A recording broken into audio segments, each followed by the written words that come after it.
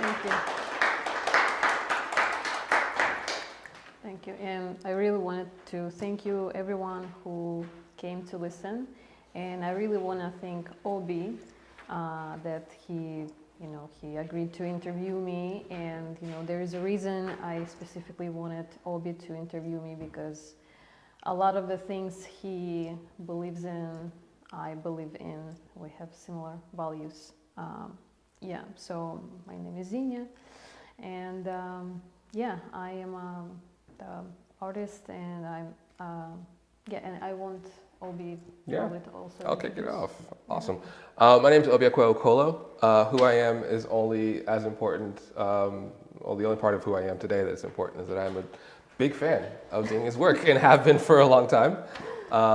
Like most of you, followed her on social media first because it is the great connector at its best. And then through the years have been in and out of rooms with her and seen the work develop. So when I was asked to have this conversation, I was firstly honored, second excited, because it was an opportunity to have a conversation that I've wanted to have with her about her work for as long as I've been following her. So we'll just sort of bat some questions around and flip through some slides. If I like to do this whenever I do artist talks, if you have a question that feels like it's part of the conversation that's happening in real time, just throw me a little high sign, like tap on your knee or tap on your shoulder. Actually, those are two things I'm looking for. Just either just a subtle shoulder tap or a knee tap, and I'll figure out a way to sort of like bring you into the conversation, because I know sometimes you can forget the question by the time you get to the question and answer portion.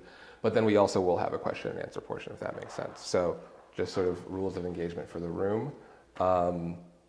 With that, let's just dive in. Xenia, what's up?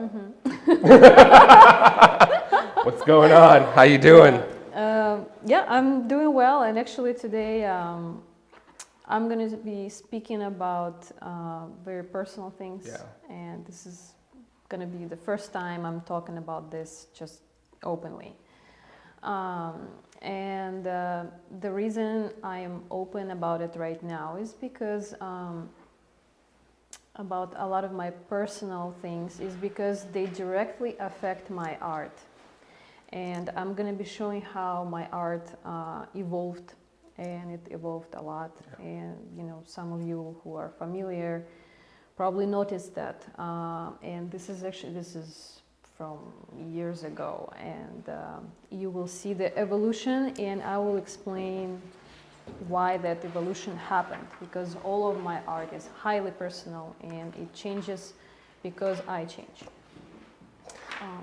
That's actually a good place to start, and I started with a very broad question of how you're doing, because we're all in the room together, and it's a very small room, so however you're doing is how we're all doing today, and we're all going to hold that together. But we prepped for this, and we talked about how we wanted to sort of start broad and then focus in.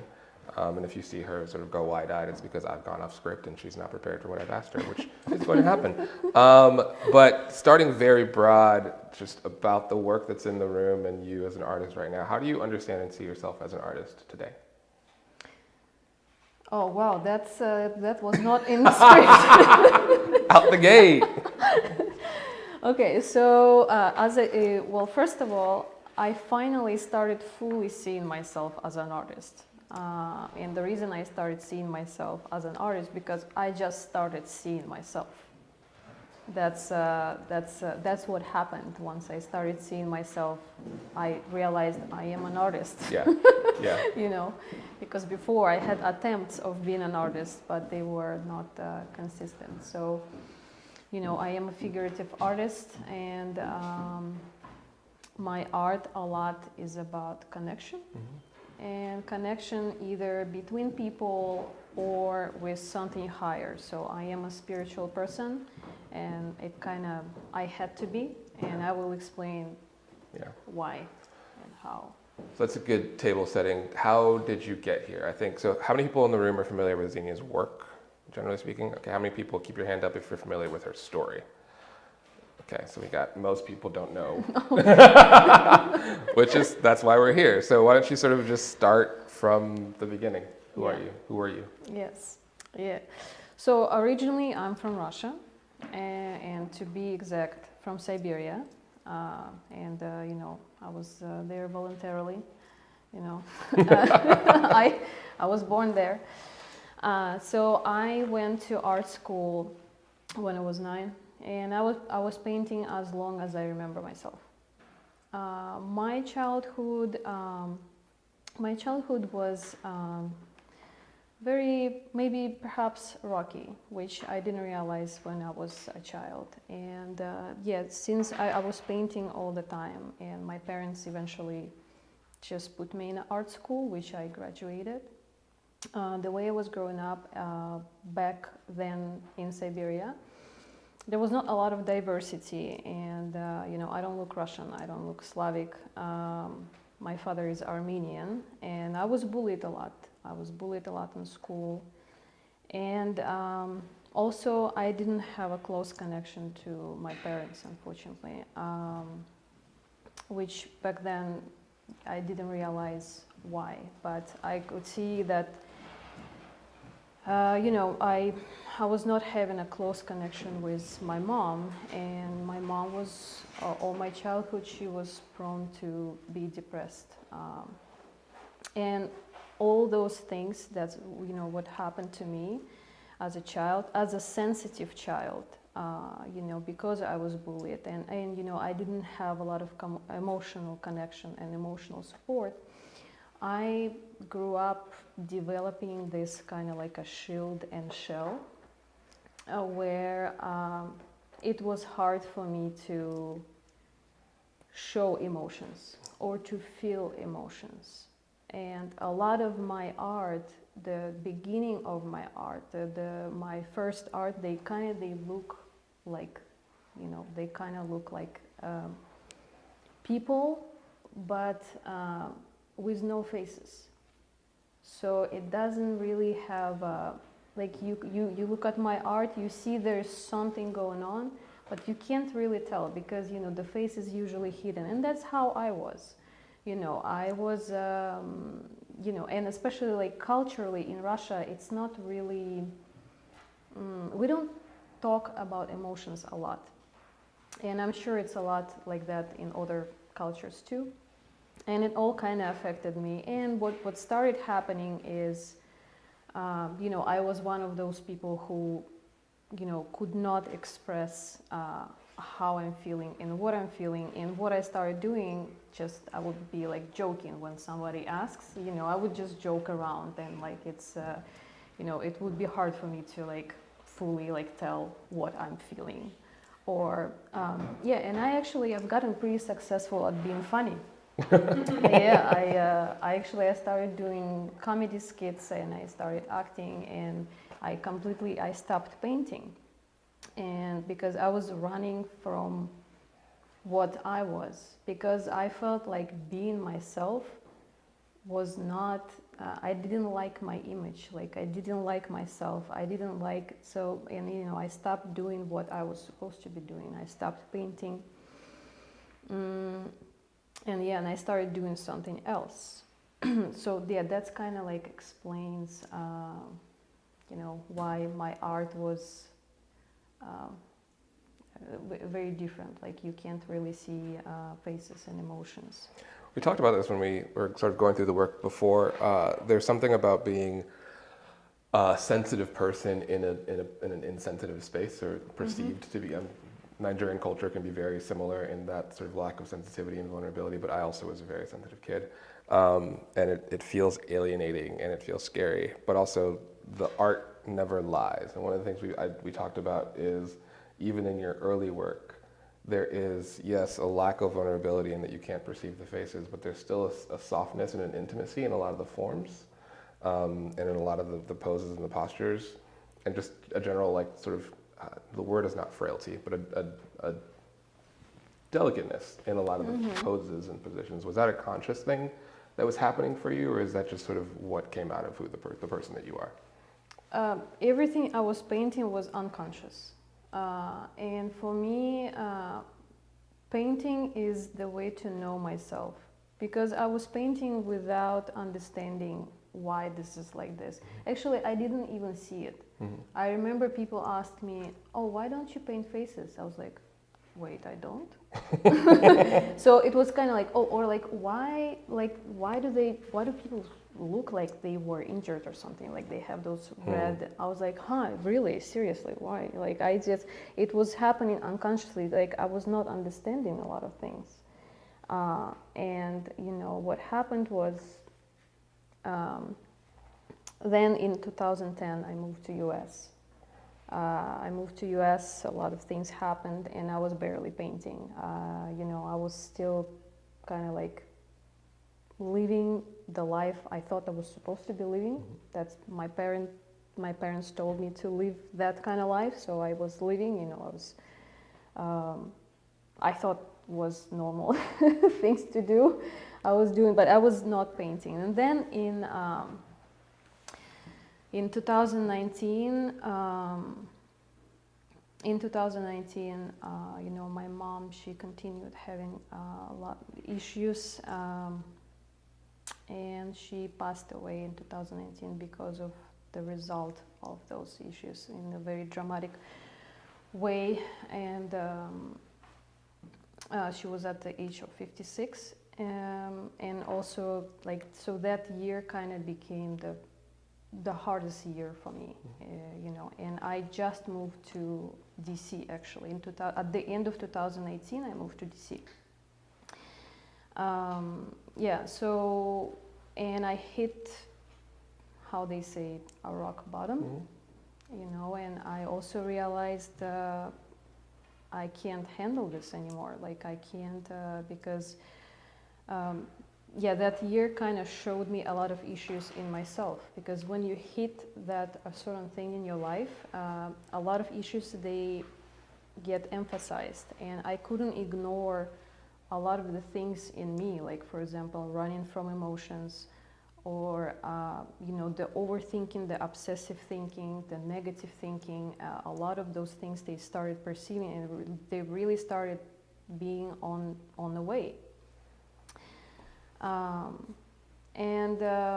I realized I need help, and for a Russian person this is a lot. We don't seek help. But I realized I had to. So thankfully I started therapy, which is for not something I didn't tell my father still doesn't know I went through therapy. Like that's just a no-no for a Russian person, especially if you're male. So I started doing that, and what started happening is I started gaining self-awareness.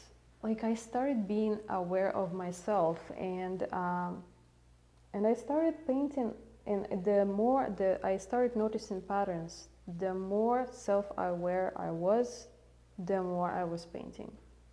But my art, it kind of looked like that. So this is like from 2019, 2020, where people still don't have faces, but I was already painting seriously, somewhat seriously, because I would still continue having issues, like thoughts of maybe I shouldn't be an artist, or maybe this is a wrong idea, and a lot of things they perceived in my head, and I would hit creative blocks very often.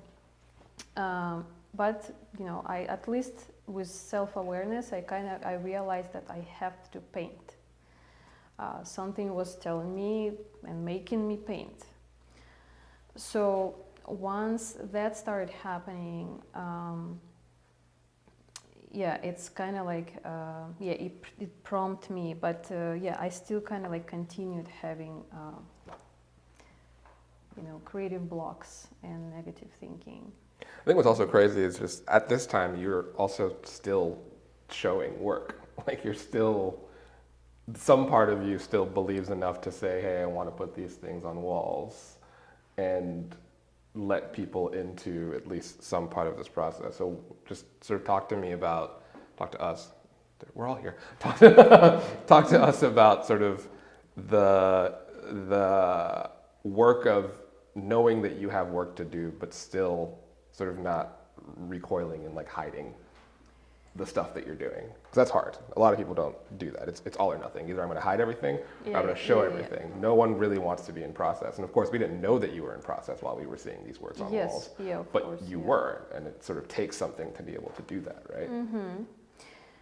I know it sounds strange, but I had no choice. Like it was just happening on its own. And like I said, I also discovered meditation. Therapy and meditation kind of brought that awareness, and it was just happening on its own. It just like something I just kind of let happen. So I wouldn't do it consciously. I didn't understand why it was happening this way and why I was painting that way. But it's just, and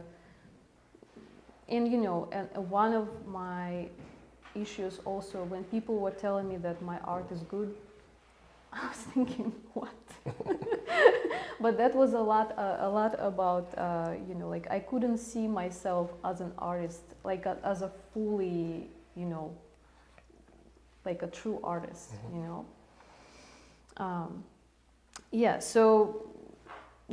I was doing that without, thinking about what's gonna happen next, and it's just something I had to do. Yeah. And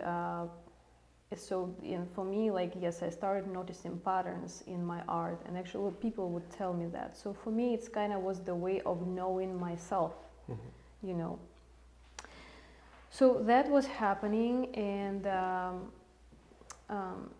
then, and the thing is, I do want to mention something also about my emotions and how it started developing, how my emotional intelligence started developing is after my mom passed away. I didn't talk about it at all, because for me, I didn't know how to feel. So I wouldn't talk to my relatives, I wouldn't talk to anyone, and anyone who would ask me about it, I would just cut conversation short, and I would pretend that it never happened. So that, and I kind of shut down from talking about this and acted like it never happened. And then last year I was in Portugal, and I went to Camino de Santiago de Compostela. So it's a very famous pilgrimage in Europe.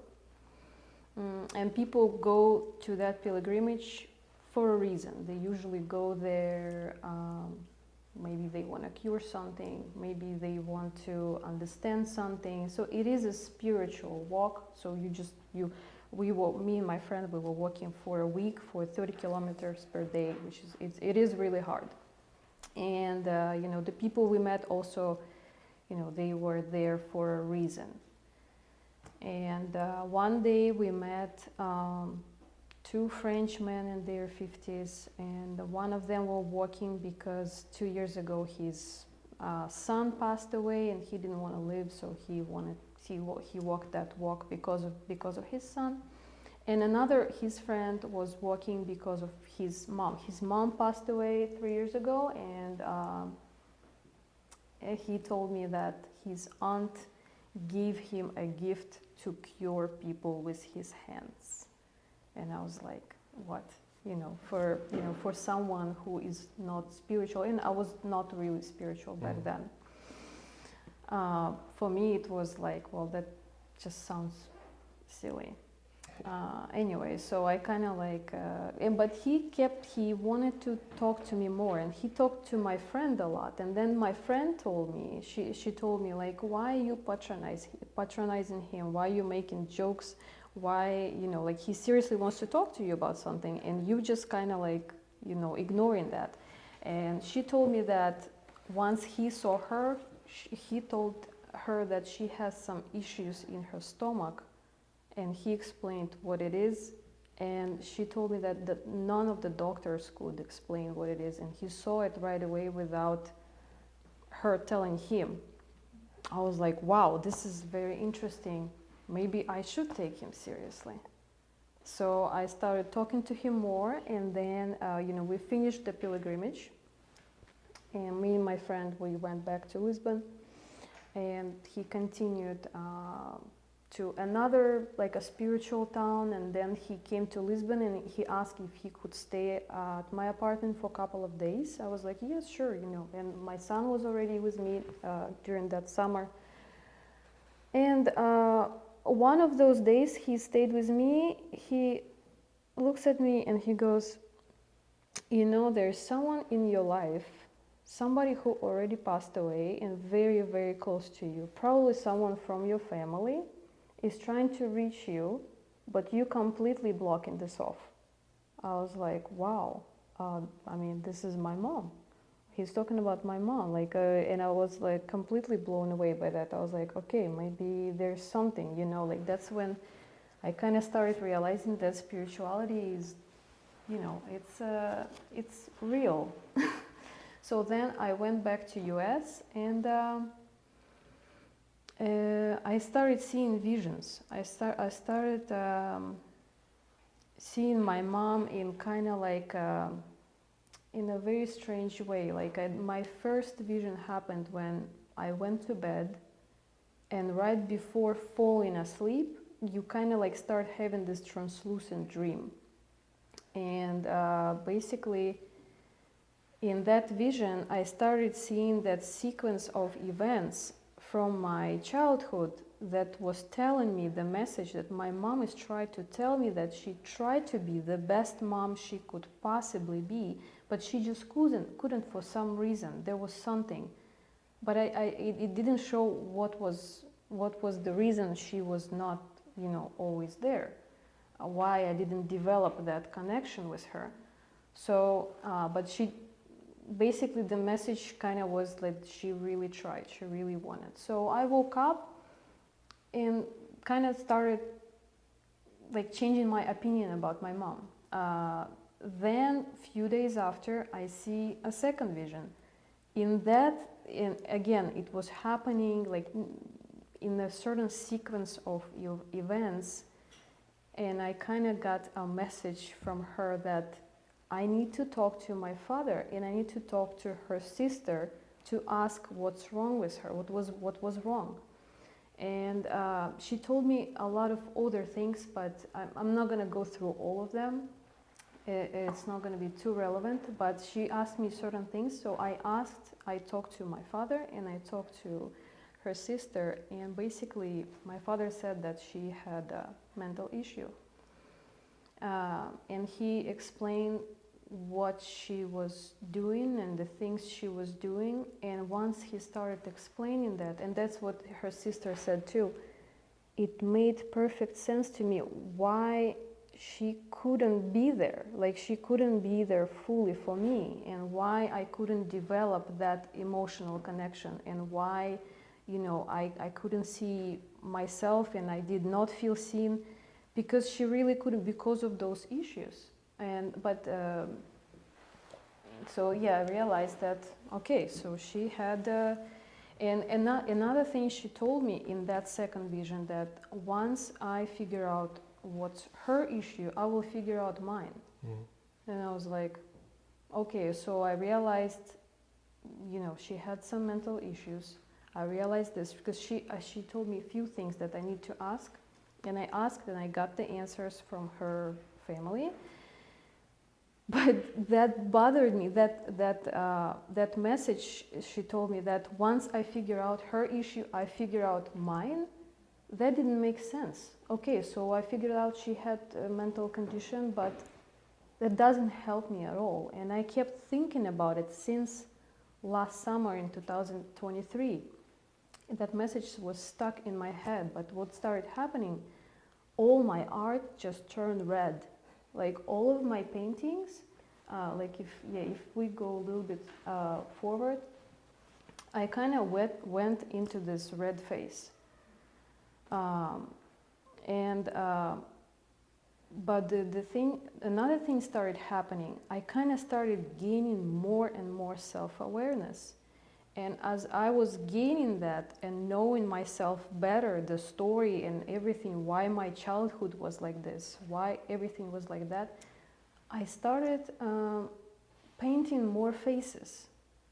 it's kind of like I started seeing a bigger picture of why everything was like this. So then that red phase was happening basically the whole year. And I kept thinking, like, what do I need to figure out? Like, I didn't understand that. So then, this last spring, I kind of hit the creative block again. I hit the creative block, and I started having similar issues like overthinking and negative thoughts. And then finally, after that, it was in July.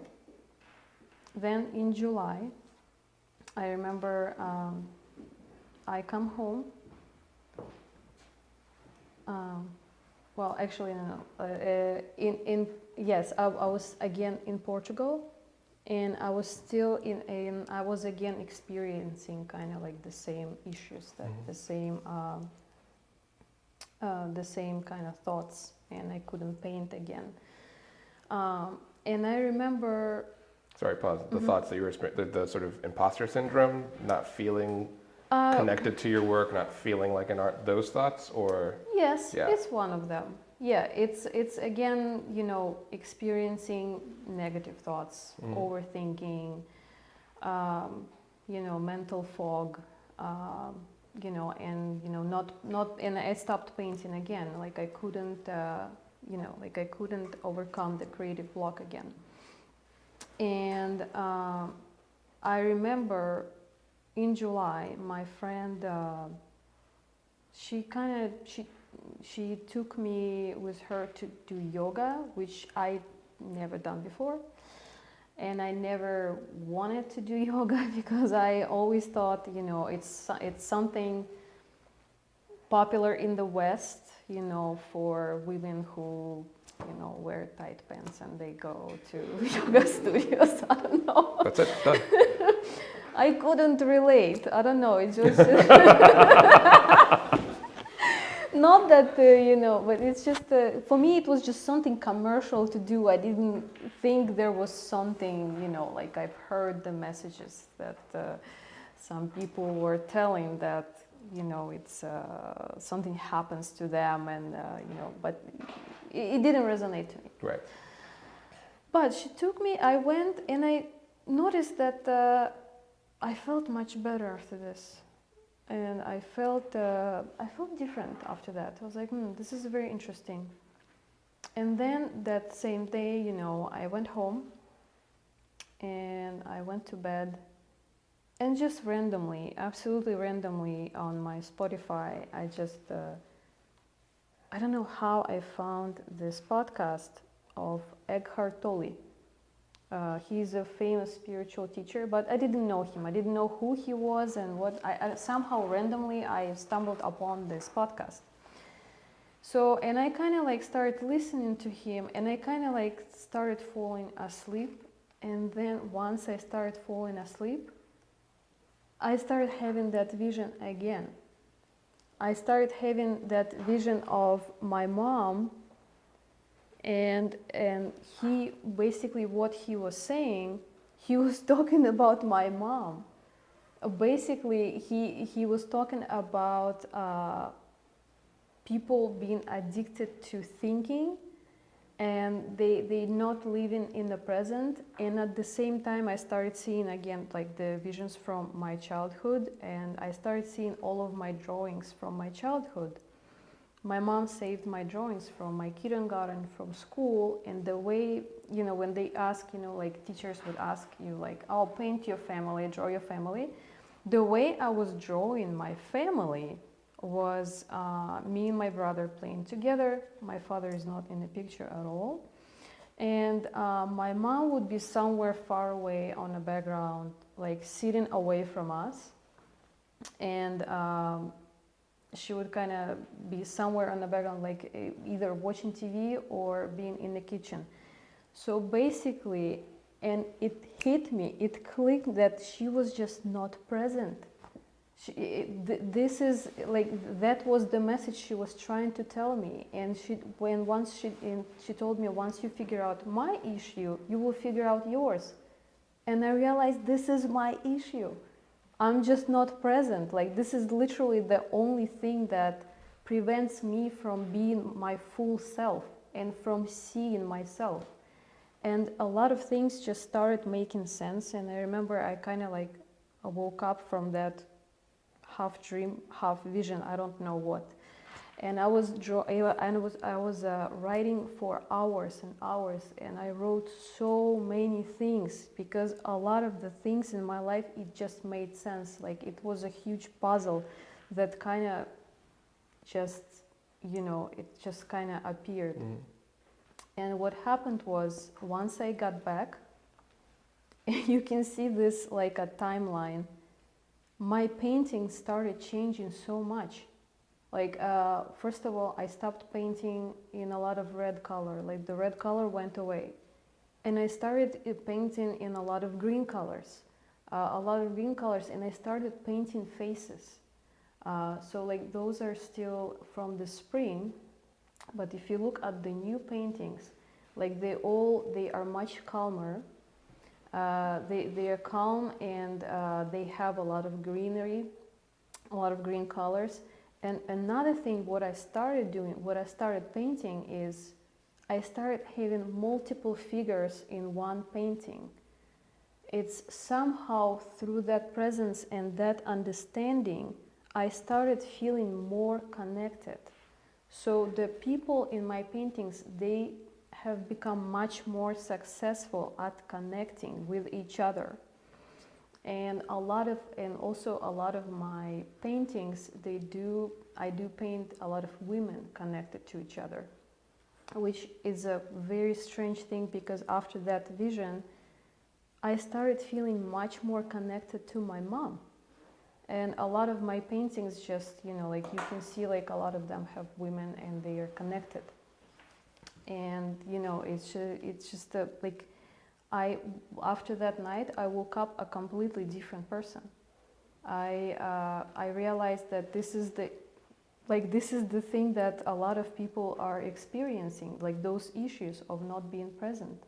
And I continued doing yoga. Like, I realized that yoga somehow brings me into presence, and I start seeing myself. Like, I started seeing myself, not what it was, not my childhood, not the car I have, none of that. I started seeing myself for, who I really was. And I always was an artist. I just didn't know about it. I just didn't see it. I think what I find really fascinating about the story as a whole, and here's the part where we go off script. Your mom seemed to have also been able to see you as an artist, despite the fact that she wasn't, that you had the relationship that you did, because she had the wherewithal to keep all of your paintings from childhood, right? Sort of, how do you think about that? Her, like, the decision to keep your work. First of all, the decision to put you in that space in the first place, to say, hey, my child paints, let my child paint. And then two, I'm going to keep everything, because to be able to look back at that and say, oh, this is the work that I did as a child, and it sort of helped you excavate something. How do you sort of think about that in the greater piece of the narrative? Well, the thing is, like, I was not encouraged to be an artist. Okay. So the thing is, like, my parents told me that this is not a real profession. Mm-hmm. So, I stopped. I was just ashamed of being, I was being kind of like ashamed of being myself. Like, I didn't care that I had a talent. Yeah. And I don't know, my parents, when I asked them, like, why did you put me in art school? If you don't, because they didn't think that would be best for me to be an artist, which I don't blame them. They wished me the best. Your parents want you to have the best life, of course, and being an artist is not the easiest, to make a living. And the reason they said they put me into art school, they said that they had no choice. They said this is the only thing I wanted to do, that's why they did it. So it's not that they have they had this aspiration for me, for their child to be an artist. No, it's just they had to. Yeah. Are you familiar with Julia Cameron? Mm-mm. So Julia Cameron, anybody in the room familiar with Julia Cameron? Some yeses, some nos. Julia Cameron is a screenwriter who developed a curriculum called The Artist Way. And the curriculum, it does a lot of things and it speaks to a lot of things, but fundamentally the theory is that for anyone, whether you're an artist or a banker, literally anyone, anywhere, for us to sort of live more fulfilled lives creatively, we need to be able to be present enough to find our inner artist child who has been limited one way or another, because at some point someone told us that we can't, and then we believed it. And every time we hit a creative wall, it's because we are sort of believing it again. So as you sort of moved through this process and journey of coming back to, little baby Xenia and saying, hey, we can do this together. What are you doing now in your practice to make sure that you are sort of always anchored back to keeping that artist child engaged and curious and supported and loved? So to any of those things, like it's always the same answer, always the same for everyone, for any issue you have, is just being present. Because the thing is, when you are present, your mind is calm, because it's not in the future, it's not in the past. And I know we all hear that message, and I heard that message so many times. It's just, it never resonated to me. Like, I didn't know that I can fix all of my life or all of my issues just with being present. Yes, this is that simple. Instead of thinking what happened in the past, just think about how bitter this coffee is. Really, like it's really like that. Like your shoes are black, just notice that. Because it really does calm your mind. And the thing is, like, when everything is calm, you start seeing clearer. So you start seeing yourself without depending on other people's telling what you are or what you think your beliefs in the past. Like that's the key to everything. And it just, and again, with my mom, later I put all of her symptoms in ChatGPT. She, I know. Dr. ChatGPT, thank you. Oh, Dr. I love ChatGPT. Yeah. So I put all of that, and basically she had borderline personality disorder. And the thing is with that, it's a lot of those things, they do get passed with genetics, and which explained certain things in me. And the reason she wanted me to discover this, like I also typed like what are the best ways to manage those symptoms to cure it. And one of the best two things are art therapy and yoga. She wanted me to discover those things. So it kind of, and it does make sense, like everything changed. Like since that night in July when I discovered that, the third vision, I never hit creative block anymore. Like it just, I start feeling so different.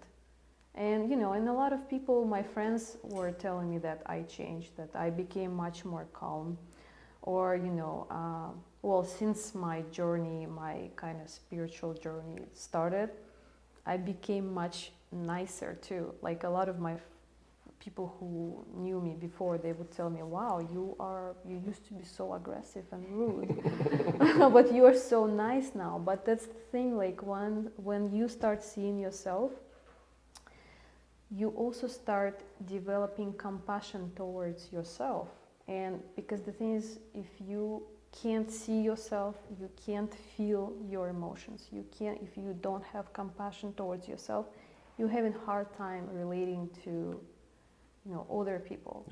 And feeling that compassion for other people. So a lot of those things, it's just like drastically started changing. And this exhibition is kind of like the result of my personal development. Yeah. Quick disclaimer, ChatGPT is a wonderful tool, but is no substitute for a licensed practitioner of medicine.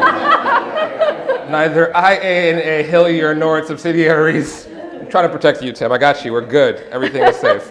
I want to bring it back into the work in the room because I think I found the title of the show to be curious, The Great Silence. Mm-hmm. Can you explain why you selected that, that title for the work?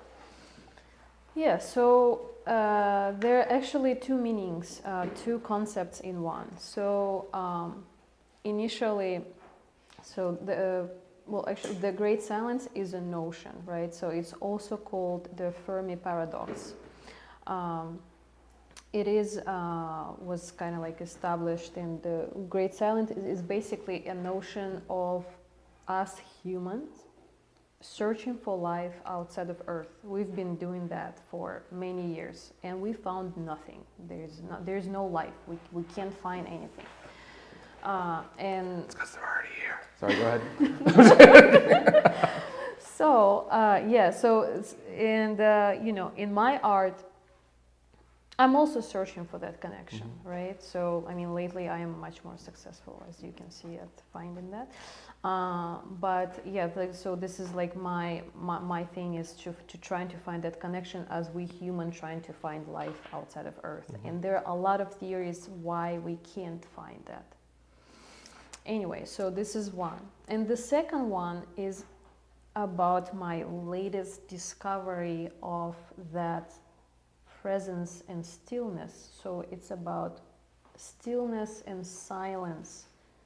You basically have to silence your thoughts, silence your mind to start seeing who you really are. And that's what Great Silence is about. Is about being, silent, not like a physically silent, you don't hear any sound, but silent of your mind, basically. The mind stillness. Yeah. Well, Xenia, thank you for the work. Thank you for being vulnerable and opening up to a room full of strangers about the work. Thank you all for joining us on a cold and blustery Saturday afternoon. I hope you guys have a good rest of your day. Thank you.